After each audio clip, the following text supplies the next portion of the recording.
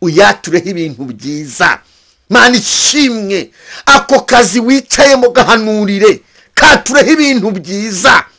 Umva bamama, abantu ufite bahanurire batureho ibintu byiza. Lewasini mandola, umugabo wawe muhanurire mwaturireho ibintu byiza. Umudamu wawe mwaturireho ibintu byiza. Tate wakunaniye mwaturireho ibintu byiza. Imbaraga zikurwanya mu muryango wawe ukabuzi kwa rujya mu bapfumu, atura ibintu byiza.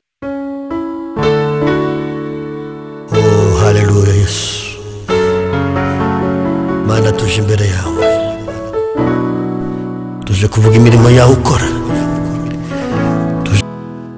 Bakunzi bagusengarwa, abari mu gihugu cyacu, abari ku migabane itandukanye y'isi, abari muri Amerika, abari mu Bufaransa, ndabizi ko gusengarwa muyikurikira muri benshi. Nongeye kubaha ikaze kandi mbashimira bufatanye kuno mudusengera, abantu babanye natwe mu masengesho.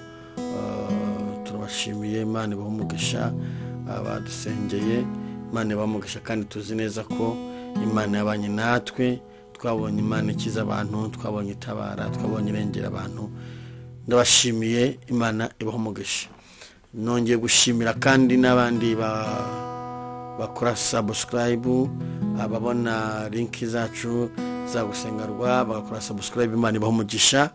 Nongeye gushimira n'abakora comment, n'abaduha inama, mwese ndavuze ngo Imana ibahe umugisha, ndetse n'abadusengera, n'abantu bifuza ko uyu murimo w'Imana ukomeza kwaguka no gutera imbere.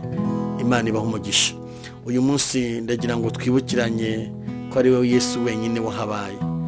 Iyo ataza kuhaba ntubukiriho, iyo ataza kuhaba uba warapfuye, iyo ataza kuhaba shitani barakomeze bwunguri, ariko burya ni Yesu wenyine wahabaye. Imana ishimwe, ni Yesu wenyine wabikoze, ni Yesu wenyine wahabaye. Reka ntangiye dusenga Imana, nitumara gusenga turanye Imana tuvuge ngo ni Yesu wenyine wahabaye. Mana tugushize hejuru, Mana turakuha icyubahiro. Izina ryawe ni ryamamare hose, izina ryawe ni ryera. Ni wowe wahabaye, ni wowe watwimanye, ni wowe waturinze ibyago n'amakuba. Twemerere muri iki gitaramo kimwe n'ijambo ryawe, buri muntu wese uzakurikira ijambo azahemburwe naryo, ndetse n'umuntu uzumva ubuhanuzi mu ndirimbo nawe azahemburwe nabwo. Ni wowe wenyine wahabaye, nta wundi Kristo. Watubereye Imana, turagushimye. Mu gihugu cyacu watubereye Imana, mwama bakudukurikiye bari hanze, wabereye Imana, turagushimye. Nuhabwe icyubahiro Uwiteka, ngo abanzwe muri byose, mu izina rya Kristo wa Nazareti, amen. Ni Yesu wenyine wabikoze, ni Yesu wenyine wahabaye, ni Yesu wenyine wabikoze, ni Yesu wenyine wahabaye, ni Yesu wenyine wabikoze, ni Yesu wenyine wahabaye, ni Yesu wenyine utajubura uko abigenza, ni Yesu wenyine wahabaye, ni Yesu wenyine ufite inzira nyinshi, iyo ni Yesu wenyine wahabaye, ni Yesu wenyine wabikoze, ni Yesu wenyine wahabaye. Imiryango idari Yesu yakubereye Imana, ni Yesu wenyine wahabaye. Tagiye uri mu bitaro yakubereye byose, ni Yesu wenyine wahabaye. Tagiye wabuze epfo wa ruguru yarayibonye yo, ni Yesu wenyine wahabaye.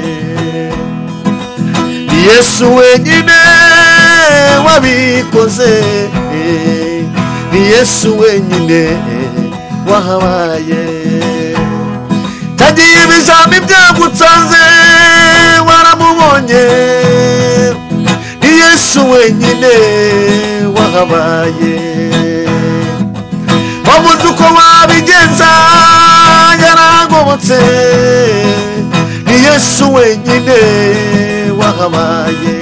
Oh, ni Yesu wenyine wabikoze, yo Yesu wenyine wahabaye. Tera utarabaho, umugambi w'Imana Yesu yaragufite. Tera utarabaho, umugambi w'Imana Yesu yaragufite. Yesu wenyine wabikoze, Yesu wenyine wahabaye. No muri ya gisida kandi niwe wakurokoye, ni Yesu wenyine wahabaye. No muri ya mara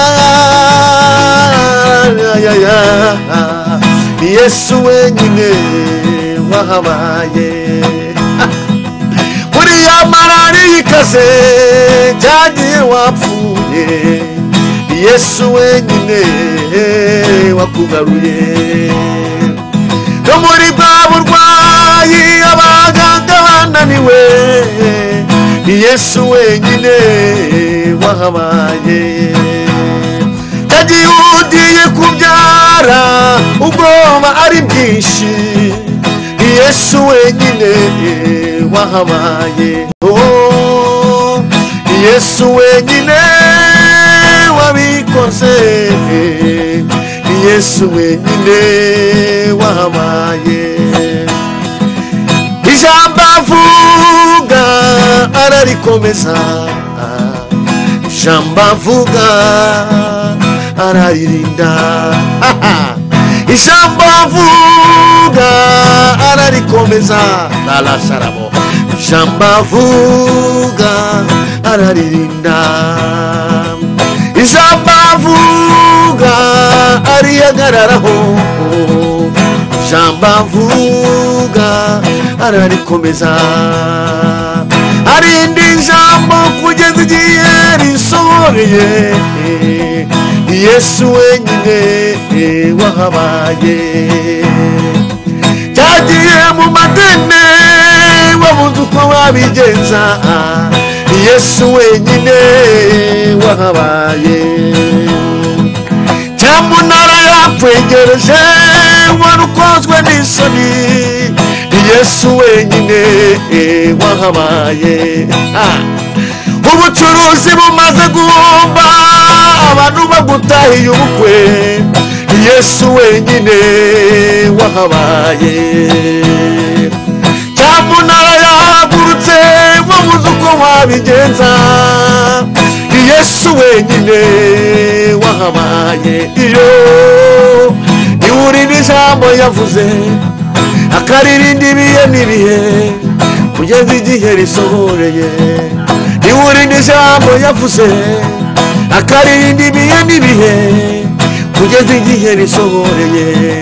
Ni Yesu wenyine wahabaye. Darabo, Yesu wenyine wabikoze.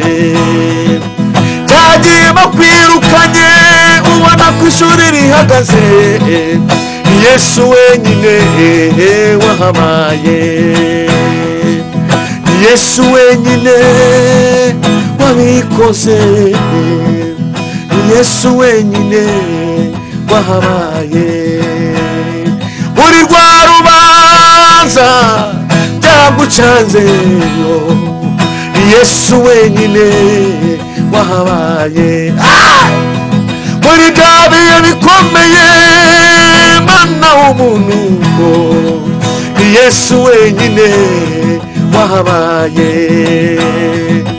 Muri bya shyamba ry'inzitane mwana w'Imana ni Yesu wenyine wahabaye.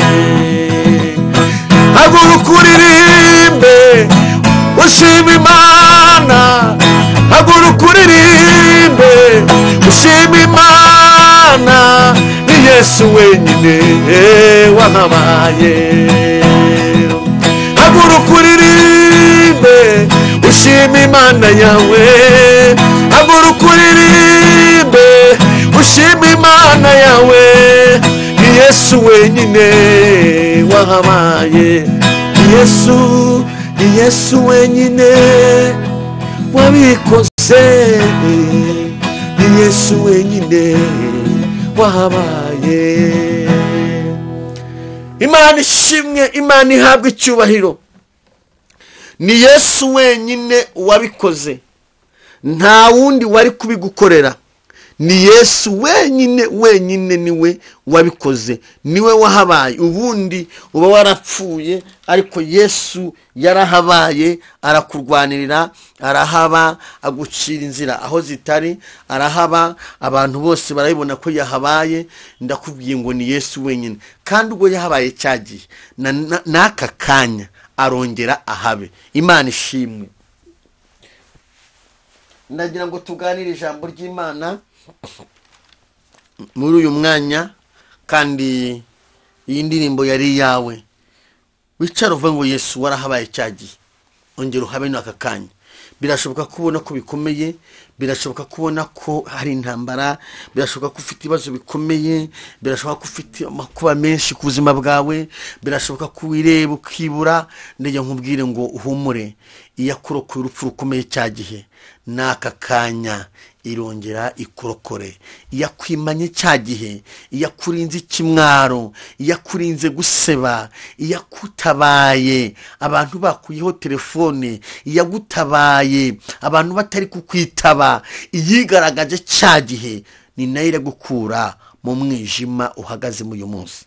Ndagira ngo dusome ijambo ry'Imana mu gitabo cy'Imigani ibice 15. Turasoma umurongo wa 4, dusome n'umurongo wa 7.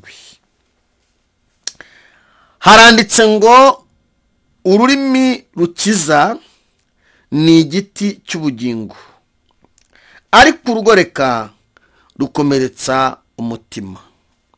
Imana ishimwe. 7 handitse ngo ururimi rw'umunyabwenge rwamamaza ubuhanga. Imana ishimwe, Imana ishimwe. Ariko umutima w'umupfapfa siko ubikora. Ururimi rw'umunyabwenge rwamamaza ubuhanga, ariko umutima w'umupfapfa siko ubikora. Imana ishimwe. Ndasubiramo no hepfo, ururimi rukiza ni igiti cy'ubugingo, ariko urugoreka rukomeretsa umutima. Amen. Ndashaka kuvuga muri kano kanya ku rurimi. Ururimi cyangwa se kwatura, cyangwa se kurema. Imana ishimwe. Ururimi ni intwaro ikomeye ishobora kubika isi. Ururimi nirwo rukora kugira ngo umuntu wese Imana yaremye abeho neza. Ni ururimi. Ururimi kandi rushobora gutamaza. Ururimi kandi rwakugeza kure. Ururimi. Imana ishimwe. Ururimi rwatuma uva hano ukurira indege ukajya mu mahanga. Ururimi kandi rwakuvana mu mahanga rukakuzana hano. Ni ururimi. Shuti mudukuriki, ururimi rwakwicisha kandi ururimi rwagukiza. Ururimi rwatuma ikimwaro kigufata, kandi ururimi narwo rwakwicazanya n'abakomeye. Ndavuga ururimi. Ndashaka uyu munsi tuvuge ku rurimi. Ururimi, ijambo ururimi. Bantu munkurikiye, ururimi rwakuvana hano rukakujyana iyo mu mahanga. Ni ururimi. Wagerayo rwanakugarura hano. Ururimi rwakwicazanya n'abakomeye, kandi ururimi nanone rwakujyana no muri gereza. Ni ururimi. Ururimi. Dusomye ijambo rivuze ngo ururimi rukiza ni igiti cy'ubugingo, ariko urugoreka rukomeretsa umutima. Dusomye ahandi havuze ngo ururimi rw'umunyabwenge rwamamaza ubuhanga. Ururimi rw'umunyabwenge rwamamaza ubuhanga, ngo ariko umupfapfa siko abikora. Ndavuga ku rurimi, cyangwa se ndavuga kwatura, kuvuga. Nimvuga ururimi urumva ururimi gusa, ariko ntumva n'umuntu. Ndavuga kwatura, kuvuga, kwatura. Umuntu yarize ibishuri byinshi cyane akaba adashobora kumenya kuvuga, bimubera ikibazo gikomeye. Bimubera ikibazo gikomeye. Ashobora no kubiribyunzwe kandi ari umuhanga, kubera ko adafite impano yo kuvuga. Burya kuvuga ni impano ikomeye cyane. Ni impano kandi ikomeye ikenerwa kurusha izindi zose. Kwatura, kuvuga. Haleluya, Imana ishimwe. Uyu munsi ndavuga kwatura kwiza. Ntabwo ndavuga kwatura kubi, ahubwo ndavuga kurema cyangwa se kwatura kwiza ku buzima bwawe. Ariko umenye ko ururimi nyine rwagukiza kandi rukanakwicisha, rwakugaburira, rwagusebya, rwaguha igikundiro, kandi rwakikwambura. Ni ururimi. Barokore, banyamasengesho, bavuga butumwa, bantu b'Imana, nshuti za gusengarwa, abari ku migabane itandukanye, ndashaka kuvuga ku jambo gitwa kwatura cyangwa se kurema. Iyo ubyaye umwana ukamwita Ineza, arakura ugasanga ni Ineza. Iyo ubyaye umwana ukamwita Nyirandushyi, ukabata umwana yitwa Nyirandushyi, arakura akaba Nyirandushyi. Iyo ubyaye umwana ukamwita Giramata, arakura ugasanga ni Giramata. Iyo ubyaye umwana ukumwita umwaturiraho, icyo umwaturiyeho nicyo kimubaho. Murabizi bya Gahini na Abeli. Icyo watuye nicyo kigaruka ku buzima bwawe. Ndashaka kukubwira iki? Ikintu wirirwa watura ku buzima bwawe kibi nicyo kizahindukira kikubere umusaraba. Imana ishimwe. Icyo watura mu muryango wawe nicyo kizahaba. Icyo watura muri famiye yawe nicyo kizahaba. Icyo watura mu biganza byawe nicyo wakira. Nimba uhora uvuga ngo uzapfuko, nyine uzapfuko. Ariko nimba uhora uvuga ngo sinzapfa nzarama, Imana ishimye, sinzapfa nzarama, kugira ngo ntekerereze abantu, nyine bizabuko. Kwatura kwacu niko Imana iheraho ishyigikira icyo watuye, ni nako Shitani aheraho adindiza umuntu mu masezerano.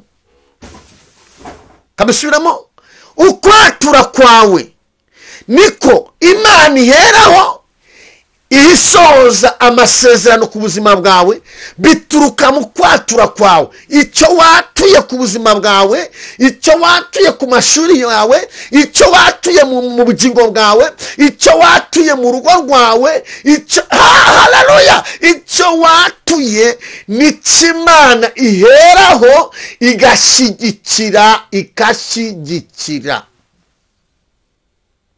Imana ikurinde kwatura kubi mu izina rya Yesu. Nanone kandi icyo watura kibi ku buzima bwawe nicyo shitani aheraho akadindiza amasezerano yawe. Ni ukwatura kubi. Imana ikurinde kwatura kubi, iguhe kwatura kwiza gukwiriye. Imana ishimwe, Imana ishimwe, Imana ishimwe, Imana ishimwe. Ukwatura kwiza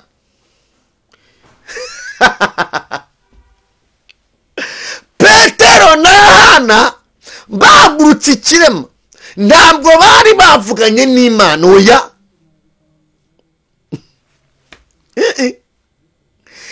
Basanga ikirema ku irembo ryitwa ryiza bakakihasanga, ntabwo bavuganye n'Imana, ahubwo bari bafite kwatura kwiza. Kwatura kwiza guhagurutsa ibirema, kwatura kwiza urema akazi. Ijambo ry'Imana rimbwira ngo icyo ni umukozi w'Imana yatuye, Imana iragishyigikira. Icyo Eliya yatuye cyabaye uko. Imana ishimwe, Imana ihabwa icyubahiro. Kwatura kwawe kwiza, nusoma ijambo ry'Imana mu Itangiriro ugasoma igice cya mbere ugasoma, uzasanga Imana irema hari ahantu yakoresheje kwatura gusa, kwatura. Yaremye umuntu irangije ibindi ngo bibeho, ikavuga ati habeho. Yaremye isi yari itagira ishusho, icyo kora ngo umwuka wera yagendaga hejuru y'amazi, ariko nta kindi isi cyari kiriho. Ariko Imana ishimwe, kwatura kwiza kw'Imana iravuga ngo habeho ibigenda mu mazi, habeho ibikururuka, habeho ibiti, habaho kwatura kwiza. Mu bintu umuntu w'Imana akeneye, mu bintu ukeneye mu buzima bwawe, mu bintu ukeneye mu kazi kawe, mu bintu ukeneye muri famiye yawe, mu bintu ukeneye ku gihugu cyawe, ni ukwatura kwiza. Kwatura kurema, ukwatura kwirukana abazimu, ukwatura guhesha kwakira, ukwatura kuzamura ibyiringiro, ukwatura kuzamura kwizera, ukwatura kwiza kuzamura amasezerano. Ariko ukwatura kubi guhagurutsa abazimu ku buzima bw'umuntu. Imana ikurinde kwatura kubi. Uzi icyo dufite abantu benshi ni imivumo. Rimwe na rimwe y'ababyeyi bacu cyangwa twagiye dukomoka. Umuntu akakwatura rino uzavuko uko abivuze umuvumo ukagukurikira. Uko icyo bakwaturiyeho ugikuzaho kwatura kwiza muri kino gihe mu izina rya Yesu. Nimba barakwatuyeho ibintu bibi, wiyaturireho ibyiza. Nimba barakwatuye kuzabyarira iwanyu, wiyature kuzakora mariage. Nimba barakwatuye kuzaba umukene, wiyature kuzakomera. Nimba barakwatuye kuzaba inzerezi, wiyature kuzagira agaciro. Nimba barakwatuye utazatera intambwe, wiyature kuzatera intambwe. Nimba barakwatuye kutazaba umuntu ukomeye, wiyature kuzaba umuntu ukomeye. Dawidi yarabihamya akavuga ngo intunganyiriza ameza mu maso y'abanzi banjye, isiga amavuta mu mutwe, igikombe cyanjye kigasesekara. Ngo ni ukuri kugirirwa neza n'Imana bizanyomaho iminsi yose, nanjye nzaba mu nzu y'Uwiteka iteka ryose. Uko ni ukwatura kwiza. Ukwatura kwawe kwiza kuraguhagurutsa mu bibazo Shitani yakwicajemo. Haleluya, haleluya. Iyo dusenga ugasenga shimana ng'Imana yampaye akazi mu kwatura kwiza. Nta kindi kintu bakoresheje, nta wundi muti baguhaye ni ukwatura kwiza. Magazani imbere ya kamera kugira ngo habaho kwatura kwiza ku buzima bwawe. Hari ibyo bakwatuyeho bibi, hari ibyo bagutongereye, hari imivumo bagutongereye, hari ibyo batongereye abana ba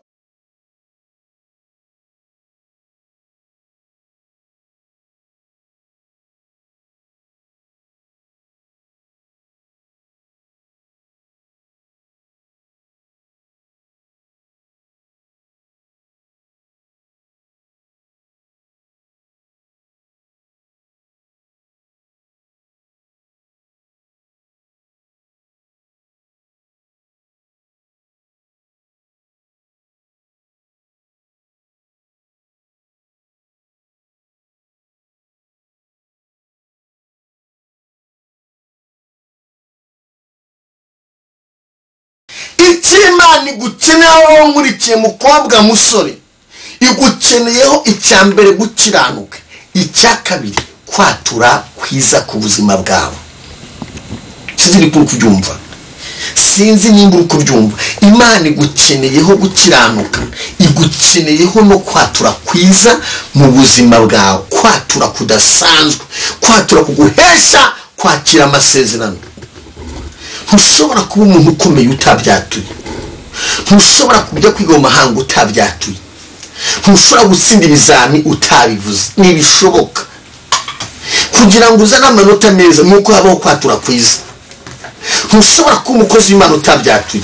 Ibibaho ntawavutse ngo ahita byisangamo. Ururimi habaho kubyatura, habaho gusenga, habaho kujya mu butayu, kuba ururimi rukiza, habaho gushizwa n'Imana.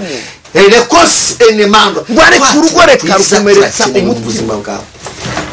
Ururimi rw'umunyabwenge, ururimi rw'umunyabwenge kwatura ibintu bibi. Ikibazo ufite ukomeza ni karande n'ibyo bakwatuyeho.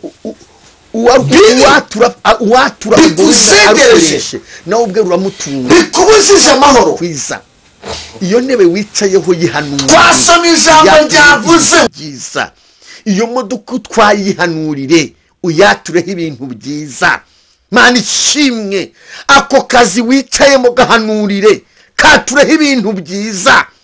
Umva ba mama, abantu ufite bahanurire batureho ibintu byiza. Lewasini mandola, umugabo wawe muhanurire mwaturireho ibintu byiza. Umudamu wawe mwaturireho ibintu byiza. Tate wakunaniye mwaturireho ibintu byiza. Imbaraga zikurwanya mu muryango wawe ukabuzi kwaruja mu bapfumu, atura ibintu byiza. Atura ubutsinzi, atura ubumaraga z'Imana, atura ubutabazi. Nakosi ni Imana, atura kwatura kwiza. Umva, niba uri imfubyi gira kwatura kwiza. Ubwire shitani ngo shitani, witonde, Imana yanyimanye nkakura nkabangeje uyu munsi, izampa no gukomera kwatura kwiza. Ntushobora kubiyobora utagira umutima wo kwatura kwiza. Iyo ugira umutima wo kwatura nabi urabizira, ariko ugira kwatura kwiza ugera kure. Intwari ikenewe, Imana ikenewe ku buzima bwawe, mu muryango wawe, mu kazi kawe, ku gihugu cyawe, ku isi yose. Intwari ukeneye wowe nkurikiye ni ukwatura kwiza. Vuguruza amajwi agusakuriza, wature kwiza ku buzima bwawe, urakira impinduka ku buzima bwawe. Ngo ubuhanuzi nkuzaniye, gira kwatura kwiza mu byo ukora. Wivuga ngo ariko Mana ngiye ibishyimbo ngo ndangura ngo ndabona byaboze, birete yibora n'ubundi. Ngo ariko Mana ngiye ibutike ngo ndabona byashize, mu hasigara ibikarito. Ngo ariko Mana ngiye imodoka ndabona ishaje, irahita ihirima. kwatura kubi ngo mana ngicyamunara ngo nta nuko tuzahikira ngo icyamunara mu rugo ngo si ngo mana ngicyamunara ngo buri munsi twanikizane ngo inzira agiye pe ubwiragiye kwatura kubi.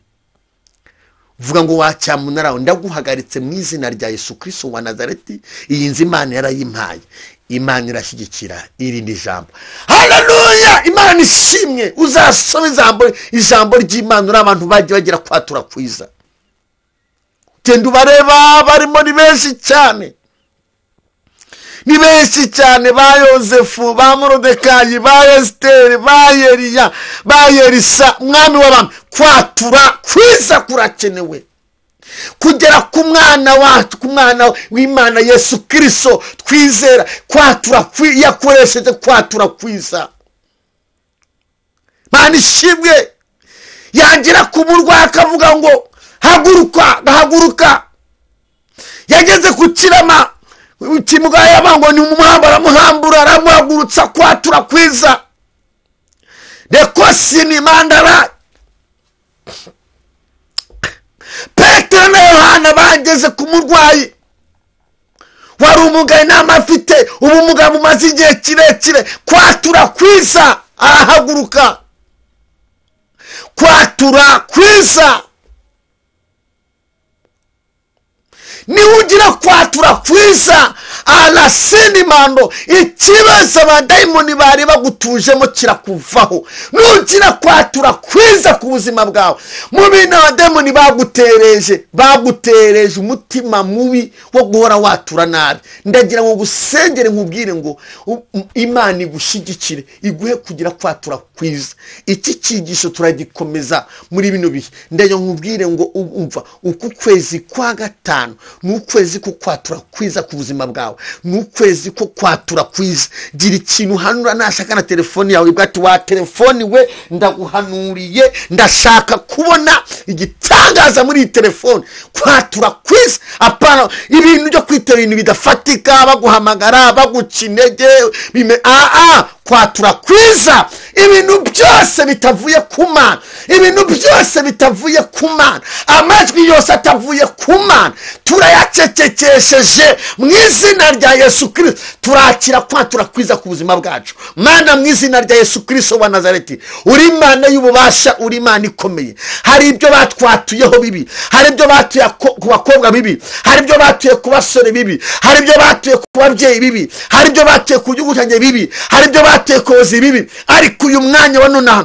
twakire kwatura kwiza. Nesini mandora twakiriye impinduka, twakiriye umunezero, twakiriye amashimwe, twakire kuzamuka, twakire amavuta y'Imana, twakire izindi mbaraga, twakiriye ubwenge, twakire kuba abanyamumaro, twakire kubaka, twakire kugira agaciro, twakire kuzabona ubugingo, twakire kuba igisubizo cy'abandi, twakire ineza mandole kosinimo. Umuntu wese umurikiye niyakire kwatura kwiza, yakire kwatura gukora mariage, yakire kwatura kugira akazi, yakire kwatura gufasha abantu, yakire kwatura kugira ubwenge, yakire kwatura ku umunyamumaro. Imbaraga zari zimuhambiri turazirukanye mu izina rya Yesu. Ibirara bimusakuriza ngo arapfuye, turabishinguye, turavuga ngo niyakire kwatura kwiza kumuhesha gutambuka muri uyu mwaka no gushinga undi mwaka. Mwami Yesu Kristo urakoze kubidukoreye mu izina rya Kristo wa Nazareti, amen. Nkwifurije kwatura kwiza ku buzima bwawe. Bye bye.